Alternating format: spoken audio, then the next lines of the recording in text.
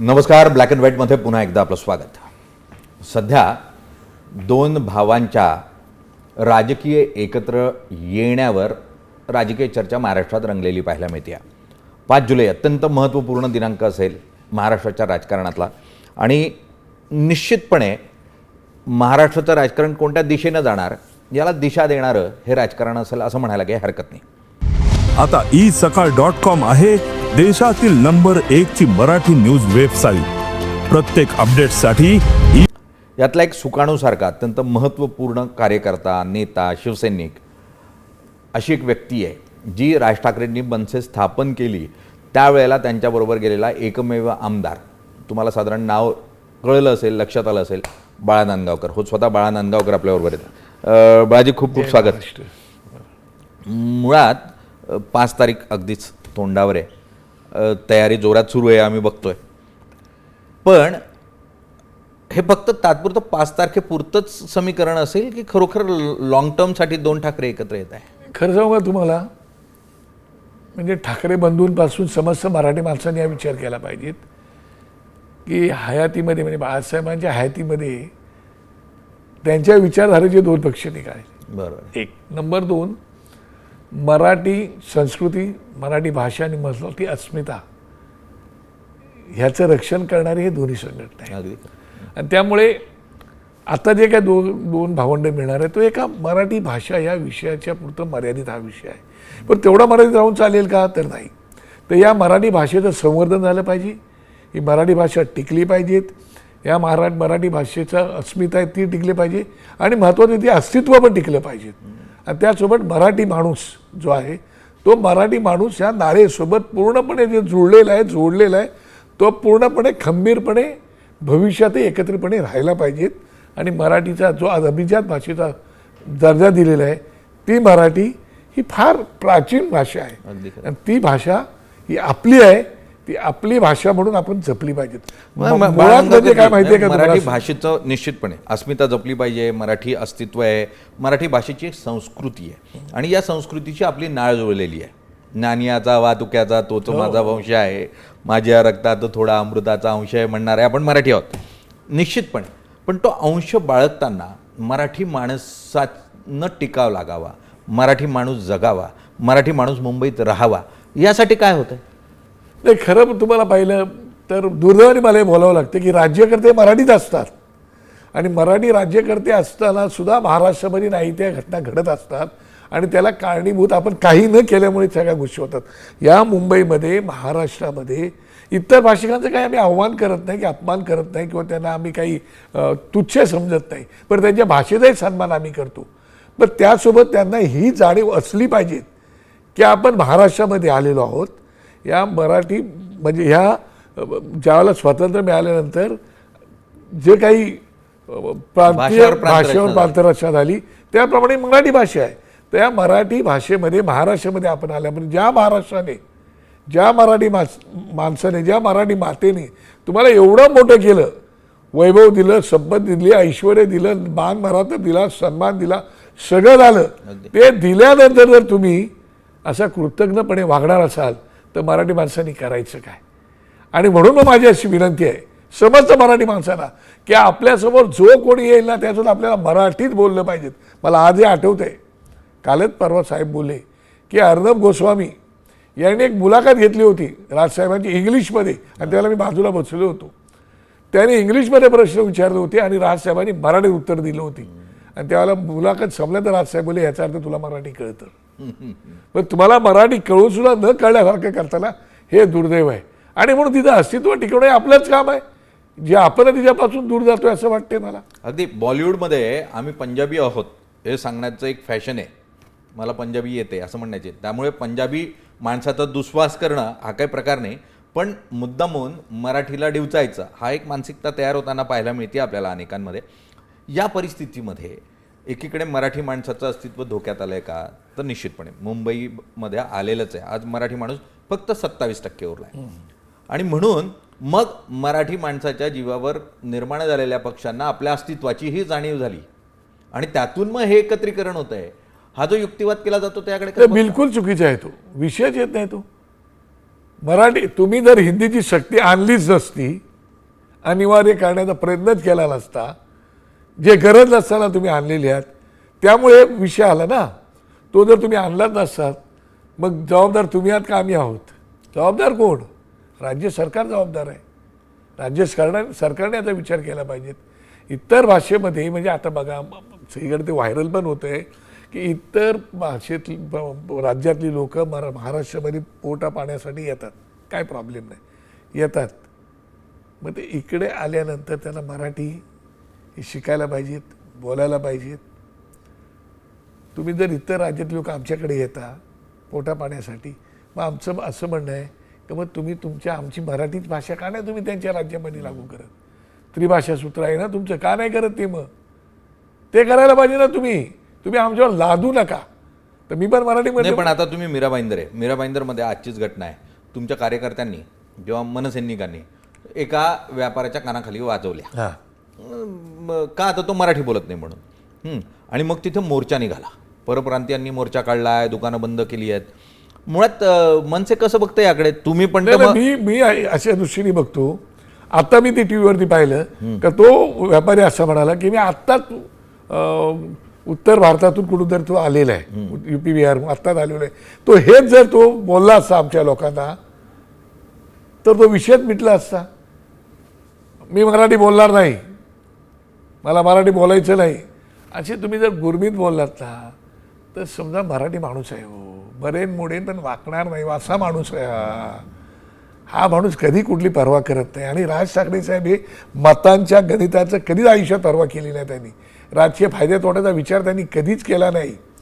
त्यामुळे माझी अशी त्यांना विनंती आहे की तुम्हाला येत नाही ना भाषा, बोलायला आम्ही शिकण्याचा प्रयत्न करतोय म्हणून तुम्ही काय बोलत आहे? आणि तुम्ही महाराष्ट्रात राहून परत जर अशा प्रकारचा जर मोर्चा काढून जर तुमची दादागिरी दाखवणार असाल तर मराठी माणूस स्वस्त बसेल का?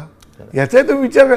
एक तुमच्या राज्यात जर आम्ही कुठे आलो आणि तिथे आम्ही तुमच्या भाषेचा अवमान केला आणि जर उलटं सुलटं बोललो आणि आम्ही जर मोर्चा काढला तर तुमच्या राज्याकरते सहन करतील का? पण दुर्दैवाने मला सांगावं लागतंय, या राज्यामधले राज्यकर्ते हे या गोष्टी सहन करतात आणि म्हणून ही मुजोरी वाढलेली आहे. ही मुजोरी राज्यकर्त्यांनी वाढवून दिलेलं आहे. आम्ही मराठी, आम्ही शेतकऱ्यांची लेकरं. अरे मग शेतकऱ्यांची लेकरं मराठीत बोलता ना, आईच बोलता ना. तुम्ही ठेच लागल्यानंतर मग तुम्ही भूमिका कडक का घेत नाही? अगदी, पण त्यांना मतांचं राजकारण करण्यासाठी म्हणून सगळेच राजकीय पक्ष तर एकदम हिरिरी नाही, मग मराठी विरुद्ध हिंदी कसा वातावरण तयार होईल याचा प्रयत्न करताना पाहायला मिळतात. तुम्हाला भीती नाही वाटत तुमची मतं जातील म्हणून? 27% मराठी आहे, तुम्ही कसं निवडून देणार महापालिकेत? मला एवढंच कळतं, तुम्ही मुंबई ठाण्या पुण्यापुरतं मर्यादित विषय करून मुंबईपुरता विषय मरत नाही.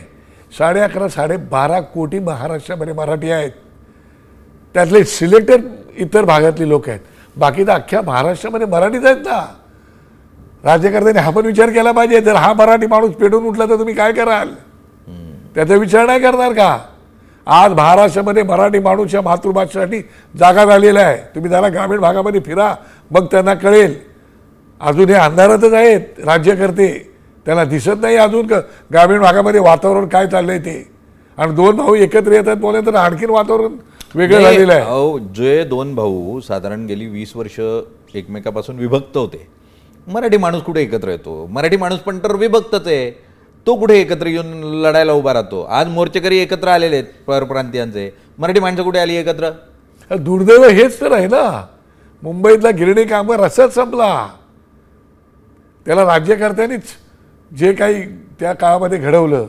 त्यामुळे मराठी माणसांनी याचा सखोल विचार करण्याची आवश्यकता आहे की आपला खऱ्या अर्थाने मराठी भाषेचा म्हणा, मराठी माणसाचा म्हणा, महाराष्ट्राच्या संस्कृतीचा म्हणा, की सगळ्या गोष्टीचा तारण करते कोण आहे ह्याचा विचार करण्याची आवश्यकता आहे. अगदी, पण मराठी माणूस तो विचार नाही करतो, विभागला गेलेला आहे.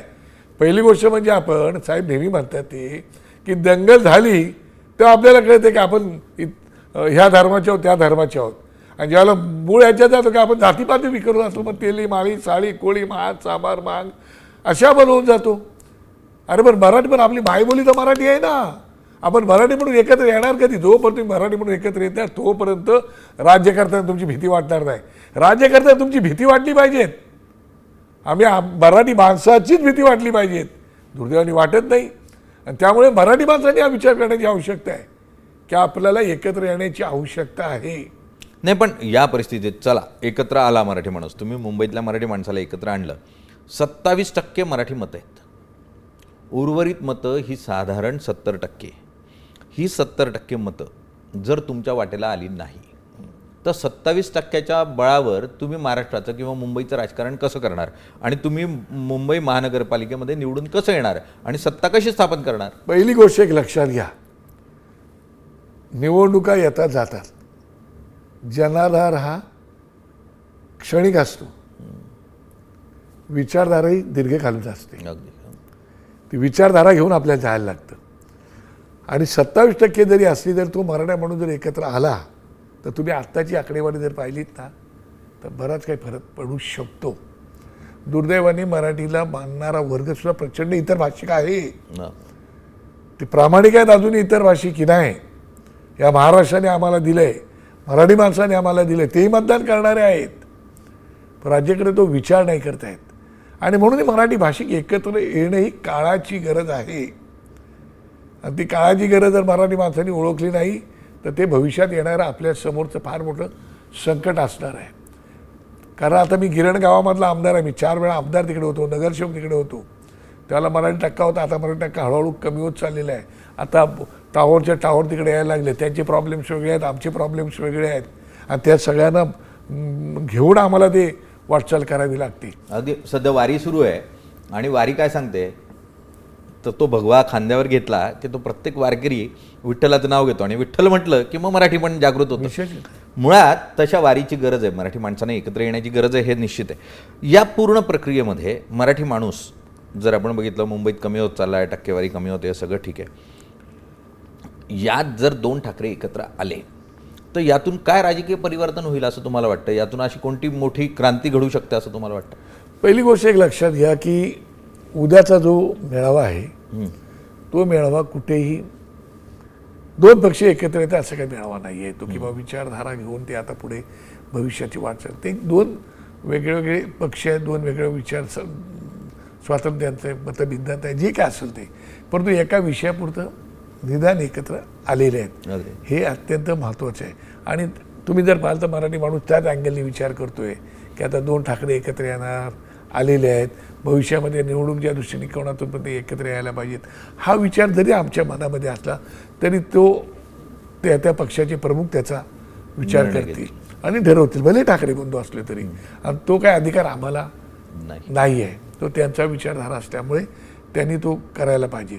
पण भविष्यासाठी मराठी माणूस ते आस लावून बसलेला आहे की 2 भाऊ जर एकत्र आले तर काहीतरी चमत्कार घडेल. चला, काहीतरी एक नवीन चमत्कार होईल, एक विरोधी पक्षाला आवाज मिळेल अशी अपेक्षा करूयात आपण. बाळा नांदगावकर थोडं व्यक्तिगत येतो आता. पक्ष झाला, सेना झाली, मनसे झाली. बाळा नांदगावकर पहिले आमदार होते जे राज ठाकरेंबरोबर मनसे या पक्षामध्ये गेले, ठीक आहे. म्हणजे नेतेपद असलेला असा एखादी जर माणूस होता तर तो बाळा नांदगावकर होते. तर हे बाळा नांदगावकर त्याच पक्षामध्ये गेली 20 वर्ष पाहायला मिळत आहे. तुम्हाला अगदी गटनेता केलं, सगळं ठीक आहे. तुमच्याबरोबर अनेक जण निवडून आले, नंतर ते 13 आमदार निवडून आले होते, तर 13 आमदारांपैकी कोणीच तुमच्याबरोबर राहिलं नाही. तुम्ही का राज ठाकरेंबरोबर इतके काळ राहिला? नाही, विषय असा आहे की मी ठाकरे कुटुंबाला मानणारा वर्ग आहे. माझी दाढ ही बाळासाहेबांशी आणि ठाकरे परिवाराशी जोडलेली आहे. उद्धव साहेबांशी माझं काही वाईट संबंध नाही, अत्यंत चांगले जिव्हाळ्याचे नातं आहे, आमचं काही विषय येत नाही. ते कुठे कार्यक्रमाला भेटले तर नमस्कार चमत्कार होतो. पण राज ठाकरेंसोबत माझं इमोशनल भावनिक नातं आहे, आणि ते भावनिक नात्यासोबत माझ्या निष्ठा मी त्यांच्याकडे दिलेली आहेत. तर मी दुसऱ्या पक्षाकडे कुठे गेलोय का? ठाकरे कुटुंबातच आहे. त्याच्यामुळे माझी नाळ त्या ठाकरे कुटुंबाशी जोडलेली आहे. आता तेच जर राज ठाकरे इतर कुठल्या पक्षात गेलेले असते तर मी राज ठाकरेंसोबत गेलोच नसतो. मग मी बाळासाहेबांच्या मूळ पक्षात राहिलो असतो. माझ्या दृष्टीने बरं, मी बाळासाहेबांना सांगून बाहेर पडलो होतो ना, असं पण नाही की बाळासाहेबांना मी सांगून, त्याला उद्धव साहेब पण होते तिथे. त्यामुळे मी त्या कुटुंबाचा एकदम त्याला काय होतं, वेलविशर म्हणा, त्या कुटुंबावरती जीवावरून टाकणारा म्हणा, असा कार्यकर्ता आहे. त्यामुळे मी राज ठाकरेंसोबत आहे. कारण माझं त्या काळामध्ये उद्धवसाहेब कुठेही नव्हते. त्या काळामध्ये माझी नगरसेवकाची तिकीट असो किंवा माझी आमदारकीची तिकीट असो, या सगळ्या गोष्टीसाठी राज ठाकरे साहेब माझ्या पाठीशी उभे राहिले होते. एवढंच नव्हे, भुजबळ साहेब, सन्माननीय भुजबळ साहेबांच्या विरोधात ज्यावेळेला निवडणुकीला मी उभा होतो त्यावेळेला मला जी काही मदत पण लागली ती त्याला राज ठाकरे साहेबांनी दिली होती. कुठेतरी या गोष्टीची जाणीव असली पाहिजेत. आणि त्यामुळे मी काही प्रवास राजसाहेबांच्या समोरून बघत होतो.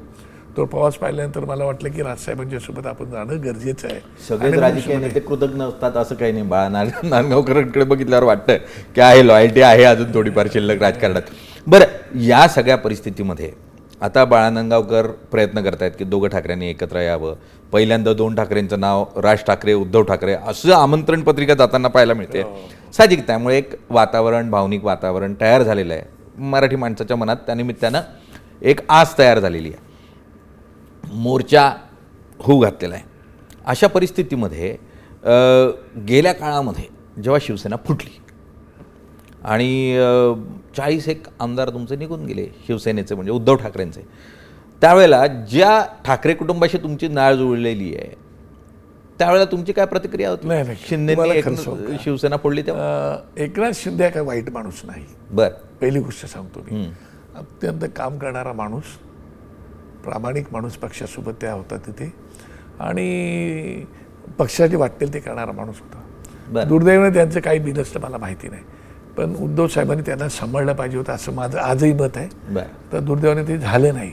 पण ते गेल्यानंतर तुम्हाला सांगतो, मला तर खूपच मनापासून, त्यावेळेला मी मुंबईत नव्हतो, नागपूरला कुठल्या तरी जंगलात होतो आणि त्यावेळेला मला कारण 21 तारखेला माझा वाढदिवस असतो आणि 20 तारखेला ते गेले. त्यावेळेला मला एवढं वाईट वाटलं तुम्हाला सांगतो मी, माझ्या डोळ्यात अश्रू आले. त्याचे कारण असं की ठीक आहे आम्ही बाहेर पडलो, हे जरी असलं तरी आता ते एक संघ तो पक्ष होता, तिथून बाहेर पडते त्याला मला तर खूपच वाईट वाटलं. आणि मी साहेबांना त्याच रात्री फोन करून ती माझी भावना सुद्धा बोलून दाखवली. साहेब, उद्धव ठाकरेंना फोन केला होता? नाही, राजसाहेबांना फोन केला होता मी की साहेब असं असं.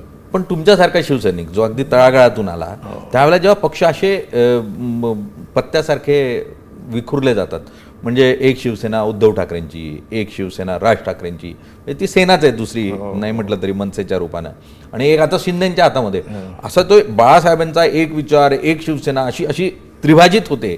त्यावेळेला तुम्ही कसं बघता त्याच्याकडे? त्यावेळेला काय नाही, आता काही भावना मी शब्दात व्यक्त करू शकत नाही, परंतु मनाला निश्चितपणे मनस्वी दुःख होतं. त्याचं कारण एवढंच आहे की म्हणजे हेच फळं काय मम तपाला असं झालं ना, ह्याची फळं काय मम तपाला. म्हणजे बाळासाहेबांनी त्यासाठी उभं केलं का महाराष्ट्राच्या लोकांसाठी, मराठी माणसासाठी काय. म्हणजे आपण आता राज ठाकरे आता मध्यंतरी बोलले की वैयक्तिक हेव्या देव्यांपेक्षा महाराष्ट्र खूप मोठा आहे, खूप मोठा आहे. आणि त्यामुळे निश्चितपणे या सगळ्या गोष्टींच्या मनाला वेदना होतात, खूपच वेदना होतात. आता तुम्हाला काय सांगू, हा विषय माझ्यासाठी खूप इमोशनल आहे लक्षामध्ये. तसं पाहिलं तर महाराष्ट्रासाठी तो इमोशनल विषय आहे, पण आता त्याला काहीच करू शकत नाही. घटना घडलेल्या आहेत, झालेल्या आहेत. आता त्याच्यातून काय मार्ग निघेल तो. आता चला, तुम्ही 2 ठाकरेंना एकत्र आणताय, उद्या शिंदेंना या सेनेशी जोडावं असा काही प्रयत्न कराल का तुम्ही? नाही, मला असं वाटतं की त्यात बघा कसं आहे की काळाच्या उतरात काय दडले ते मी आज सांगू शकत नाही, पण एक निश्चितपणे का भविष्य काळ हा कधी ना कधी निश्चितपणे माझ्या चुका मलाही कळतील आणि इतरांनाही इतर चुका कळतील की नक्की मी काय करायला पाहिजेत आणि काय तर निश्चित महाराष्ट्रामध्ये चांगलं घडेल. कारण आता एकंदर तुम्ही पाहिलं तर लोक पण कंटाळलीत. लोकांना दिसते की डेव्हलपमेंट काय चालेल, डेव्हलपमेंटच्या मागे काय चाललेलं आहे. आता तुम्ही जर पाहिलं तर साधारण 7 लाख कोटी म्हणजे 20,000 वगैरे आपलं बजेट आहे हो, आणि आता 7,85,000 कोटी आपल्या डोक्यावरती कर्ज आहे आणि आता 25-26ला ते 9.5 लाख कोटीवरती कर्ज जाईल. मला तुम्ही सांगा ना, राज्याची डेव्हलपमेंट होणार कुठून? एवढं महसुलातून वाटा आपण मुंबई आणि महाराष्ट्राला केंद्र सरकारला देते, तरी पण आम्ही कटोरा घेऊन उभंच आहोत ना अजूनही. इकडून तिकडं आता ते शक्ती मार्ग काहीतरी काढतात, समुद्री मार्ग काढला, चांगल्या गोष्टी जे घडताय ते इन्फ्रास्ट्रक्चर चांगलं आहे, पण आता कर्जाचा डोंगर किती घेणार, पर हेड माणसाच्या डोक्यावर कर्ज किती घेणार, त्या दृष्टिकोनातून लोक विचार करतायत ना की काय करायला पाहिजेत नेमकं ते. आणि म्हणूनच भविष्यात येणाऱ्या काळामध्ये निश्चित काहीतरी चांगलं घडेल. मी आशावादी माणूस आहे. अगदी बाळा नांदगावकर आशावादी आहेत, प्रत्येक मराठी माणूस आशावादी आहे, पण नुसतं आशावादी राहून चालणार नाही, तर कृती करावी लागेल. आणि जोपर्यंत कृती होणार नाही तोपर्यंत प्रत्यक्षात काहीच येणार नाही. नाहीतर मग त्या मुंबईतल्या गर्दीत खुराड्यात बसून तुमचा प्रवास कायमस्वरूपी चालूच राहील. आणि इतकंच नाही तर मराठी माणूस हा MMR रिजनच्या म्हणजे मुंबईच्या उपनगरांच्याही बाहेर ढकलला गेल्याचं चित्र पाहायला मिळेल. आणि त्यासाठी म्हणून तुम्हाला आम्हालाच मराठी पण जपावं लागेल आणि त्यासाठी म्हणून योग्य दिशाही निवडावी लागेल. ही दिशा भविष्यात आपल्याला मिळेल अशी अपेक्षा करूयात. विठ्ठल चरणी आता सगळे लीन होत आहेत एकादशीच्या निमित्तानं. हा विठ्ठल राजकारण्यांना सद्बुद्धी देईल आणि मराठी पण जागृत होईल अशी अपेक्षा करूयात. बस तुम्ही आलात, चर्चा केलीत, खूप खूप धन्यवाद. खूप आभारी मी आपला. थँक्यू. देश विदेशातील प्रत्येक घडामोडींचे लाईव्ह अपडेट मिळवण्यासाठी आता साम टीव्हीच्या सर्व सोशल मीडिया प्लॅटफॉर्मला लाईक, फॉलो आणि सबस्क्राईब करा. तसंच सर्व नोटिफिकेशनसाठी बेल आयकॉन प्रेस करायला विसरू नका.